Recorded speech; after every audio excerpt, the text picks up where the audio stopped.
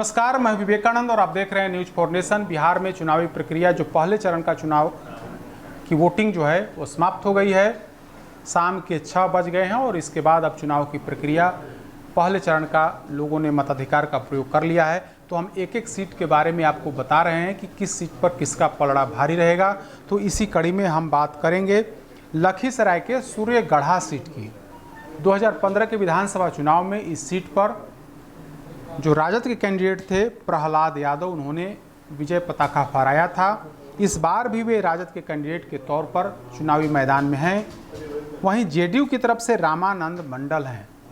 यह सीट कभी बीजेपी के खाते में हुआ करती थी, लेकिन इस बार बीजेपी ने वो सीट अपनी सहयोगी जेडीयू के हवाले कर दिया और इस बार जेडीयू ने वहां के जिलाध्यक्ष यानी कि लखीसराय जिला के जिलाध्यक्ष रामानंद मंडल को उम्मीदवार बनाया है।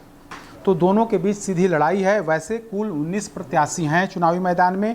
लोजपा के रविशंकर प्रसाद सिंह हैं और रालोसपा के गणेश कुमार बिंद हैं।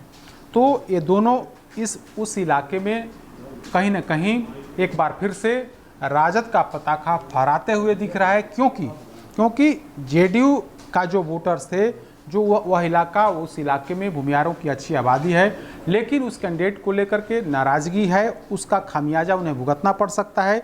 लोजपा के जो प्रत्याशी हैं रविशंकर प्रसाद सिंह, उन्होंने भी वोट काटा है। तो इसका नुकसान कहीं ना कहीं जेडीयू कैंडिडेट को उठाना पड़ेगा।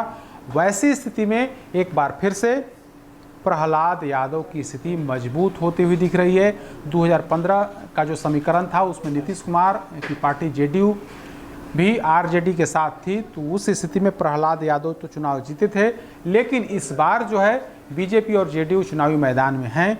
लेकिन जो बीजेपी का जो इंटरनल वोट है, जो परंपरागत वोटर हैं, कहीं ना कहीं जेडीयू कैंडिडेट से नाराज हैं और इसका खामियाजा आज जब वोटिंग हुआ उस वोटिंग के दौरान भी यह दिखा कि लोगों में नाराजगी है या फिर लोग सुस्त पड़ गए हैं। लोग एक्टिव होकर के वोट अपने कैंडिडेट यानी कि जेडीयू कैंडिडेट को नहीं डाले।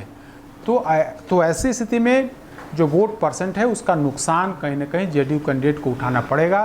तो ऐसी स्थिति में जो सीधा लाभ है वो आरजेडी कैंडिडेट प्रहलाद यादव को मिलते हुए दिख रहा है। तो निश्चित तौर पर इस सीट पर सूर्यगढ़ा सीट जेडीयू के लिए नुकसान दायक साबित हो रही है, क्योंकि जो आज जो स्थिति दिखी, जिस तरीके की वोटिंग हुई है वहाँ पर, उस हिसाब से वो नुकसान जो है राजद कैंडिडेट को फ़ायदा स्पष्ट तौर पर मिलते हुए, यानी कि प्रहलाद यादव का पलड़ा भारी दिख रहा है। हालांकि यह सब कुछ इनपुट के आधार पर है, कोई स्पष्ट नहीं है।